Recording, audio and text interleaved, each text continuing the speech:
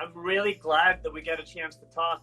I thought it was really amazing that you were so open about your fertility journey and thinking ahead and being so smart.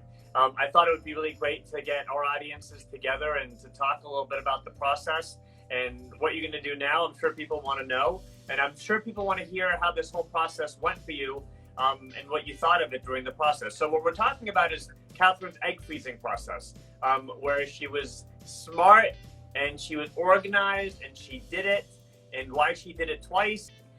You know, I have to give a lot of credit to my mother, because she's the reason why I froze my eggs in the first place. Because, you know, I turned 30, I was turning 30, and she was like, you know, you need to really think about freezing your eggs. And I was like, Mom, I'm only 29 years old. And she goes, yeah, but you're not married and you don't have, you know, you're working. And that was my whole journey. It was like, I had to figure out when I should do it, how I should do it. And thank God I found you. But, yeah, like, I honestly feel like if I had not done this, I would be upset, because now I'm at a certain point in my life where, you know, my eggs wouldn't have been, you know, young. And, well, you know, I don't know about that, but definitely younger is smarter. Definitely younger is better. It is. I don't think that there's anything wrong with them now. You could. There's some women that come in at this age, but definitely the younger the better. Oh, for sure. I'm just saying that I'm glad that I did it twice, because I didn't get enough, as we know, the first time, which that's just, you know, that's what it was. And then I came in, I got more eggs the second time, which is crazy. And thanks to you, I have a lot of eggs now. Well, the great thing about this process is that sometimes we see that some people do one way in one cycle and they do it later, even a little bit later than that, and they do incredibly well. Yes. The body reacts differently. From month to month, the body reacts really differently. I wish we knew what it is about the body that allowed it to react so differently and do better one month versus another month. You know, I think that's really important. Do you want to share how old you were when you froze your first set of eggs? Sure. I was 34. Again, my mother wanted me to do it at 29, but whatever. And then the next time I did it at 38. So moms are really smart, and they know. Yeah. And you know, I can tell you that as I get older, there's certain things you learn, and there's certain things that become more important for you at different ages in your life. And I think for many women who are 29, 30 years old, it's very difficult to understand what it's going to be like when you're 38, 39, 40 years old and don't have kids and want to have kids. And someone who's already been through it could tell you the feelings and thoughts that they had and be able to share and think on your behalf for you as a mom would. You know, we always think we have a plan in our life, and we're like, oh, I'm going to be married by this time and I have kids by this age. No. And especially in my career, you know, I'm an actress and a dancer, and even if I was married and wanted to have a child, I couldn't, because I was acting and dancing my booty off on a television series. So there was no way that I was going to be pregnant. I mean, I could have, but... And I can tell you that there are many, many, many women who are not in your area of work, and who come in and tell me exactly the same. I have lawyers that have just joined firms and are going to be working 20-hour days for the next couple of years to move up in the firm, and they've told me the same thing. I have CPAs, and I have people that do physical activities, and they cannot be pregnant at certain times. So I think that it's a very smart thing to think ahead. I think it's really smart to think about, you know, even if the one thing though that we're noticing more and more is that there's more and more people coming in doing this as couples and making their embryos, because there are women that are actually lucky and have met Mr. Right and are ready to have kids one day with Mr. Right, but not then and there. And the sad thing is that we think of those women and we think, oh, they think they just because they have a man that lives with them and they're married to, then they don't have to worry about their fertility. But that's actually something that is really not so accurate and needs to be addressed all the time. all the time. Yeah, you know, I've heard so many cases, just with friends all across the country, like that, you know, they're in their mid-20s, early 30s, and they think, oh, I just got married, whatever, I'm going to have children, and they can't get pregnant. And it's so sad because you think, oh, I'm so young, I'm never going to have like a problem. Right. So I really like put my heart out to those people because it just stinks. Because you think, right. oh, I'm so young. It's not about age. It's literally about your body, right? Yes. And you know what? I saw a question go by that I'm scrolling to right now. Okay. I'm sorry. But I definitely want to answer people's questions as we're moving forward. And that's what the most important thing is. But the question was, do you experience any weight gain during your first and second time process? Okay. So to be honest, that's a big thing with women. And a lot of women have come to me and said, Katherine, did you gain weight? You know what it is? It's not about gaining weight. It's about water weight.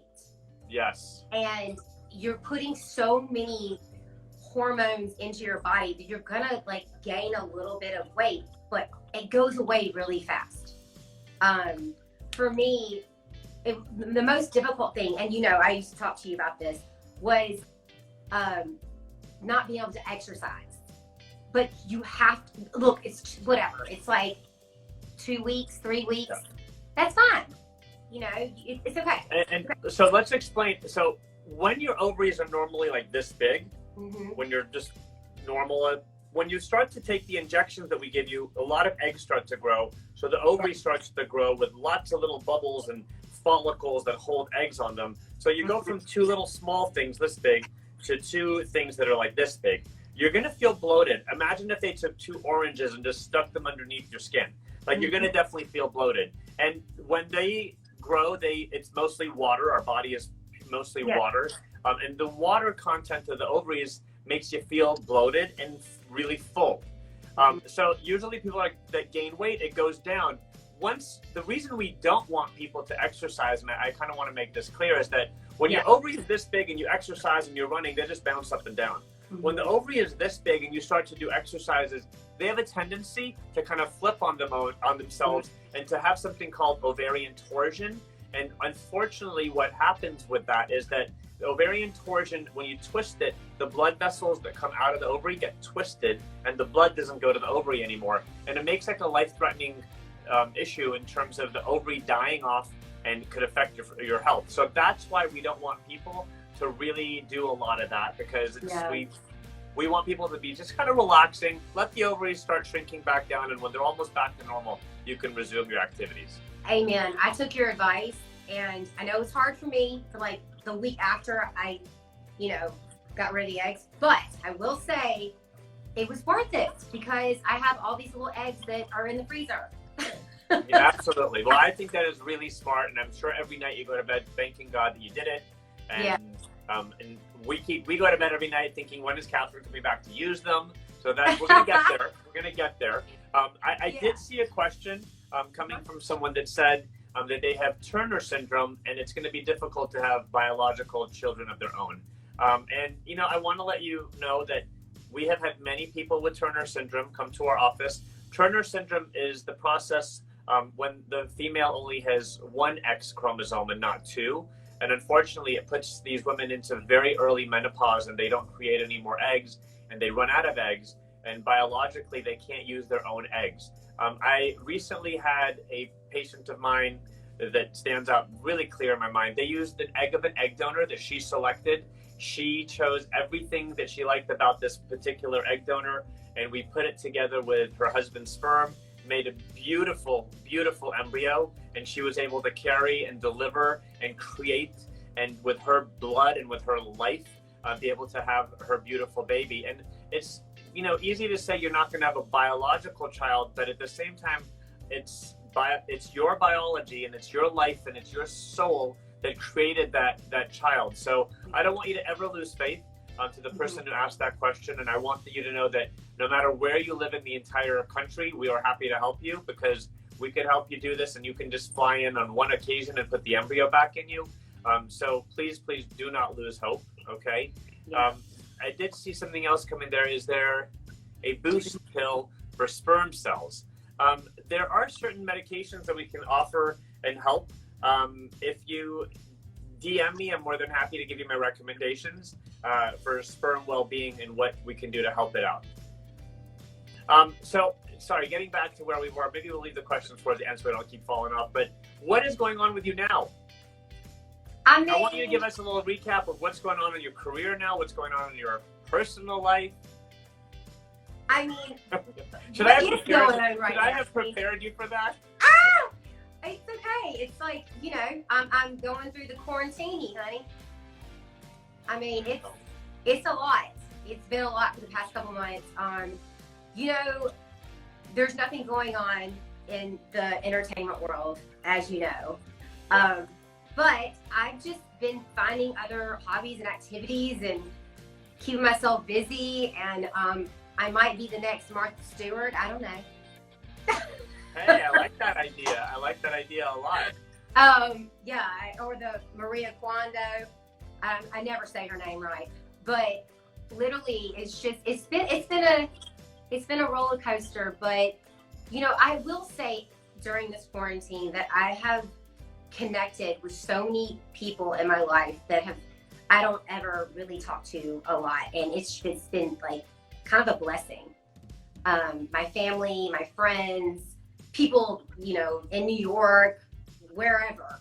I mean, I'm from Mississippi, so, you know, my whole family's there, but it's just so great to like actually talk to people for a long time, doing Zooms with family members I haven't even seen in like years.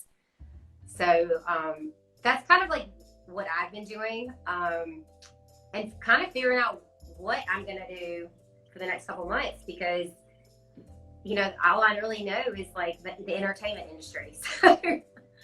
Well, I think you would, as someone put in there, the Southern Martha Stewart, I think would be great. Giving a flair from the South. I'm sure the food's going to be tastier and yummier and butterier if it's coming from the South. It's all about the butter, right? Exactly. Well, you know, many of us, including myself, kind of had to reinvent some aspects of our lives. Mm-hmm. You know, I never felt as close as I do with my current family and with my kids. And, you know, I go home and I'm always with them, but, you know, spending more time with them and spending time at home and not being like in malls and in stores and the million different obligations that our lives forced us to have, I think in many ways has been so reassuring. I started to jog a little bit around my neighborhood. I'm like, wow, this is such a beautiful area. I never even noticed how nice it is, and feeling good. I am feeling life coming back a little bit, though. I am feeling the life coming back a little bit, which I'm kind of push it off. I'm glad that our clinic is open and we are doing consults with people around the entire country, which has been very exciting that we're able to help people. And people have come in from all parts of the country. As difficult as it has been to start, all of our local patients are coming through again. So it's nice to have the clinic open. It's not nice to be masked all day long. As soon as my door opens, the mask is on. So, you know, our waiting area that had a lot of people sitting around and chatting with each other no longer exists. I mean, we bring patients in very, very spread out. No one sits next to each other. Everyone's spread out. Everyone's wearing masks. People are wearing gloves. So many Purell stations in our office, all over the place. I wish I had stock in Purell. I know. Well, I have faith that in the Southern Martha Stewart is going to learn how to make her own Purell with a little bit of spice and scent to it that's famous for the South. Oh my God, I almost made my own Purell. My mother sent me like a whole box of like Lysol wipes and spray, and everybody's calling me, wait, did your mama send stuff? Because we couldn't find it in LA. So my mom sent this huge box of just like tons of like sanitizer. And all my friends are like, I'm your friend. Can you give me a can? I know. It's me personally. First of all, I was really glad that I didn't buy any of the Purells and things that come from. I bought a bunch of these, and honestly, I didn't use them that much. I was just washing my hands with soap and water, and I don't like the feeling of this stuff on me either. So I just try to do it the simple way and the old-fashioned way of washing hands, and just. What do you say? And I bought so much alcohol. Like I don't even know what to do with my alcohol. My kids were helping me make little bottles of spray with them, and we put some like the scents in them, so it's just our own little alcohol sprays that we're doing.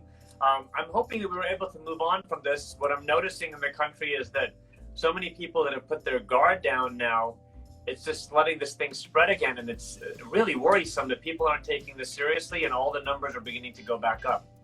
It's scary. I mean, I walk outside every single day. And I will say, it's hard to walk with a mask on. I mean, or run with a mask on. So if you aren't, get 6 feet away. You just go in the middle of the street because nobody's driving anyway. But I do say wear your mask, and especially if you're inside a restaurant or if you're inside a grocery store or, you know, a CVS or Rite Aid. Have you been to a restaurant recently? I have. I did too, and it felt so awkward. Ah! It was amazing. I mean, I put heels on. I know this sounds, but I put heels on for the first time in 4 months. Now you sound like my wife. Ah! Well, maybe. I was scared I didn't know how to walk in heels anymore because I used to live in heels. But I tell you what, my feet love me right now. Yeah. Because I haven't been wearing heels, but and I've been to some restaurants that legit took your temperature. Yep. Everyone. 6 feet away. Yep. You know, the waiters and the staff had mask and another mask and the gloves. Yeah, I mean, it's weird and it stinks because, you know, I know that we want to like communicate with, you know, the people that are working there, but it's protocol right now. Yeah, but. Yeah, I guess we got to do what we got to do. I just felt like when I was in the restaurant, people around us were just, everyone's walking around without the masks and stuff, and it just made me a little nervous. Oh, all the people working there were really careful, but the guests that were there just, you know, I just wish people would just take this a little bit more seriously. Right. So, when are we going to have you come use our eggs? Huh? Are you going to be coming to use your eggs anytime soon? Well, I hope so. I mean, they're not getting any younger. Well, the other thing is that you can always try on your own too. You know, if you're feeling like you're getting ready, you're getting there. Yeah. You know, this whole quarantine and this COVID thing, it just puts you in a perspective, and you're just like, wow, life is too short, and life is not normal right now for anybody. It doesn't matter who you are. And of course, I mean, this is why I did it. I want children someday. And I just had to take the proper precautions, and thanks to you that I met you through a friend. But I feel like it'll happen soon. Good. And we want it to. Yes. For all the other women out there, and for anyone who has friends that are not watching right now, I just wanted to let everyone know, because of COVID and because we understand that everyone's had a really difficult couple of months financially and in many other ways, my clinic, Southern California Reproductive Center, has put together a special for the summer for egg freezing. And I'm not one that runs around with prices and stuff, but they brought it down to $6,400, which is, I think, one of the most reasonable egg freezing prices right now. And more important, because of the fact that we are considered to be one of the top 10 clinics in the country with one of the highest success rates with egg freezing and IVF. I think that's a really important thing to know, that you're getting an amazing deal and to take advantage of it. I just want to share one. Go ahead, Katherine. I see you. Oh, yeah. I'm like, so one of my friends is on here, and she was asking, when is it too late? What age is it too late to freeze your eggs? You know, we've had 43-year-olds and 44-year-olds that are able to come and freeze their eggs and do well and have had beautiful kids from it. We have 35-year-olds that froze their eggs, and their eggs were of poor quality and we couldn't use them. So from person to person, recommend for people to do to assess where they are with their fertility, and how, you know, if we even think it's a good idea, there are supplements we can give them to help them. If people aren't doing anything, there's things we could tell them to do to kind of just hold on to their fertility better than not doing anything at all. So I like to really stress the value and do a consultation learn everything that you want to ask from your doctor, and learn what you should be doing for your future moving forward. I think those are really, really important things to know. Right. And you also put me on a bunch of supplements before I started. And I really, really think those helped. Some of them I can't even pronounce. Just kidding. So we realize where people are deficient and where in their body they need assistance, and those are the supplements that we recommend. So it's not like it's just everyone does this thing or doesn't, but we absolutely recommend certain stuff for people, and we want them to be able to take it and to do well with it. So yes, it's important. The supplements are really important, and unfortunately the data out there that's on the internet kind of confuses people tremendously. Yeah. What else were people? Somebody else asked something. I think people just say, how much is IVF? Well, IVF really depends. So IVF starts at, I think, and again, I'm so bad at this, around $10,000, and that's when we put the sperm and egg together. But there's different things that we do for people in that process. Like, are you going to be injecting the sperm into the egg if there's a low sperm count? Are you going to be doing genetic testing on the embryos? Because it's important to do genetic testing. We have special incubators. There's a lot of different things that are involved in that. The more fertile you are, the less medicine you need. The less fertile you are, the more medicine you need. And the medications can be very, very pricey as well. So all of those things together make it a little different, just to throw out a number. And again, I think it's most important to kind of know exactly where you are in this process with your clinic and with your doctor, and being on the same page and getting the real accurate information you deserve. That was a good answer. Thank you. Thank you very much. Well, I wanted to let everyone know that we have some webinars coming up. The webinars are educational. They are completely free. You are more than welcome to go ahead and sign up if you go to our website, and you can find them there. You can also, a lot of the webinars are also on my social media page, which people can follow from right here. I did see another question pop up. So before we say goodbye, let's see. Once you freeze the eggs, what is the average shelf life of the eggs? That is a really good question. And there really is no expiration date. So the eggs that are frozen go into like a glass-like stage, kind of like glass. It's done with a process called vitrification, and then they just stay there. So there's really nothing that's being done to them. We don't want you to come back 20 years later and use them when you're in your 50s. We do want you to come back and use them when you're in good health and at a good age and at a safe time to carry a pregnancy. So that's, I think, the best answer that I can give someone. So if there's no one else with a question, I want to thank Katherine so much, and I'm really glad you made the time to talk about something that's so important. I'm glad you're doing well. We can't wait to see you back at work and dancing and doing all of the great acting that you do. So I want to commend you on that, and I'm glad you're taking good care of yourself. Please say hi to your mom. We love her for pushing you to do this. We thank you so much for being on today. Thank you so much. No problem. Listen, I recommend Dr. Ghadir for anyone all over the country. He is the best. Thank you. He took such great care of me, and obviously I went to him twice. So that means so much to me that you've taken such amazing care of me and my frozen eggs. That we take good care of them on a daily basis. The best babysitting you'll ever get.